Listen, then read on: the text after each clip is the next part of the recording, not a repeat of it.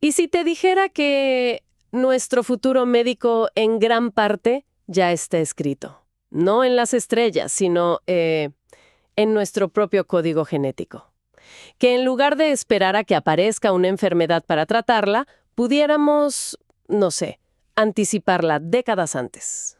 Es una idea que le da la vuelta por completo a la medicina, o sea, dejar de ser bomberos que corren a apagar incendios a convertirnos en, digamos, arquitectos de la prevención, capaces de detectar la más mínima señal de humo. Uf, justo esa analogía me parece perfecta para lo que vamos a explorar hoy.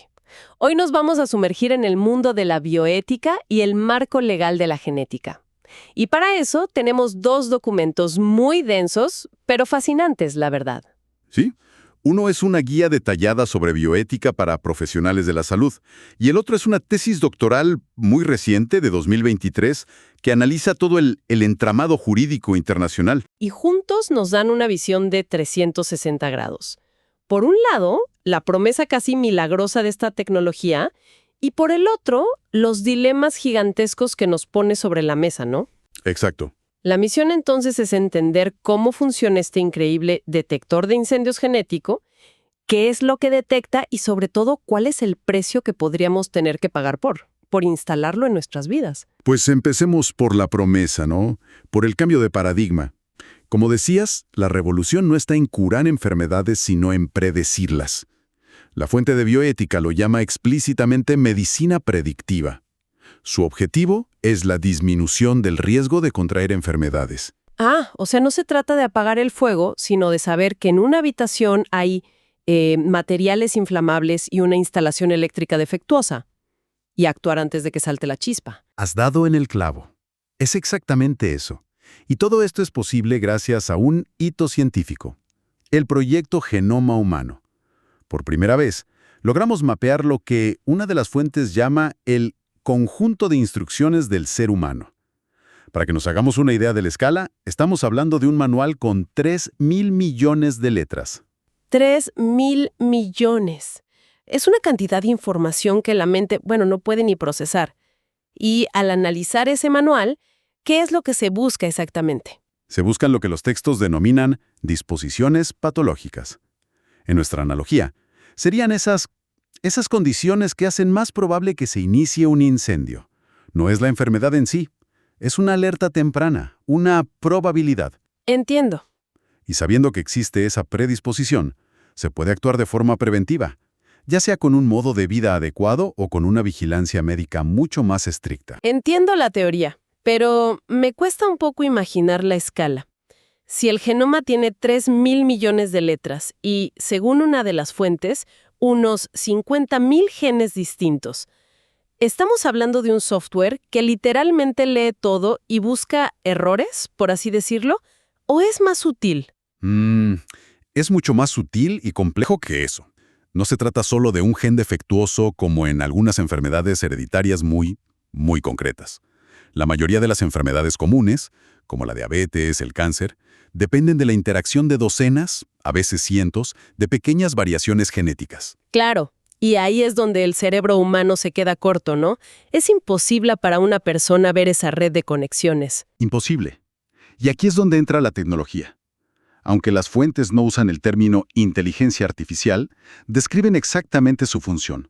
O sea, procesar una cantidad de información tan vasta que ningún humano podría analizarla para encontrar esas señales de riesgo, esos patrones ocultos. Me viene a la mente la imagen de un radiólogo mirando una resonancia magnética. Quizás ha visto cientos de imágenes ese día, está cansado. Y se le puede pasar por alto una sombra diminuta, casi imperceptible. Es una comparación excelente y muy real. Pero un algoritmo no se cansa. Exacto. El algoritmo puede analizar miles de puntos de datos en esa imagen y compararlos con millones de otras, encontrando patrones que para el ojo humano son sencillamente invisibles. Detecta esa chispa de humo mucho antes. Su intuición, su experiencia, dudar de lo que ve. Un algoritmo no podría generar falsas alarmas y crear una ansiedad innecesaria en la gente. Absolutamente. Y ese es un riesgo enorme. Por eso, ambas fuentes insisten con muchísima fuerza en la figura del asesoramiento genético. El resultado de un test no es una sentencia, es un valor predictivo y probabilístico. Ah, claro. Necesitas a un experto, a un humano, que te traduzca qué significa esa probabilidad, que te explique si realmente hay que llamar a los bomberos o si simplemente con ventilar la habitación es suficiente. El dato por sí solo puede ser más dañino que útil. El factor humano como intérprete. Pero todo esto, toda esta capacidad de predicción, se basa en que necesita datos. Y no cualquier dato, sino nuestro dato más íntimo, nuestro código genético. Y ahí siento que estamos abriendo una caja de Pandora. Totalmente. La tesis jurídica es muy contundente al respecto. Habla de la mayor sensibilidad de los datos genéticos. Bajo normativas como el Reglamento de Protección de Datos de Europa, estos datos están en la categoría más alta de protección. Un momento, y esto es algo que me impactó de las fuentes. Si mi genoma revela un riesgo, ¿eso significa que automáticamente estoy revelando información privada sobre mi hermano o mis hijos, incluso si ellos no se han hecho la prueba? Exactamente. Ahí está una de las complejidades únicas de la información genética. Como recalcan las fuentes, puede afectar y ser relevante para la descendencia y otros miembros del grupo familiar. Tu información no es solo tuya, es, en parte, la información de tu familia. Eso lo cambia todo. Y me lleva a los miedos más concretos. El texto de bioética es muy claro al advertir sobre la selección prelaboral o el uso de esta información por las aseguradoras. Suena a película de ciencia ficción, pero ¿qué tan real es ese riesgo? Es el principal campo de batalla ético y legal.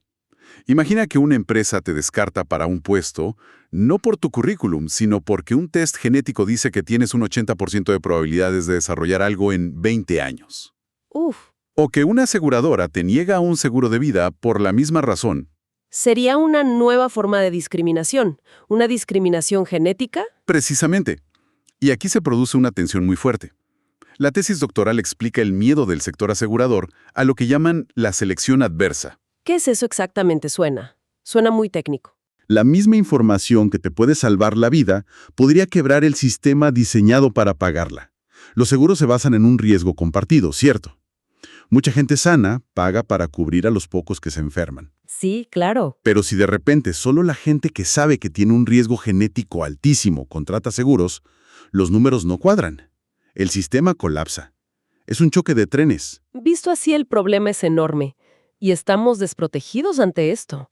¿Puede una empresa exigirme un test genético? No, en absoluto. Existen marcos legales robustos para evitarlo.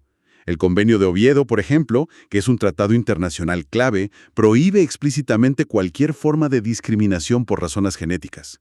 El problema es que la ley a veces va un paso por detrás de la tecnología. Claro. Y hay una tensión constante entre el avance de la investigación, que necesita datos para encontrar curas, y el derecho fundamental a la privacidad. Y dentro de ese derecho, las fuentes mencionan algo que me dejó pensando. El derecho a no saber. Suena totalmente contraintuitivo. ¿Por qué alguien no querría saber algo que podría salvarle la vida? Porque el conocimiento no siempre es poder. A veces es una carga insoportable.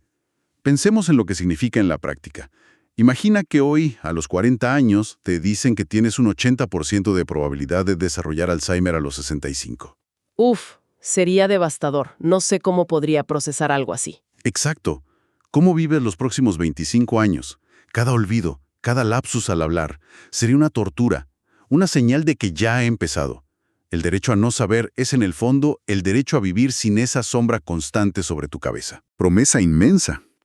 Pero este futuro solo es viable si lo construimos sobre una base muy sólida de confianza y protección jurídica. No podemos improvisar.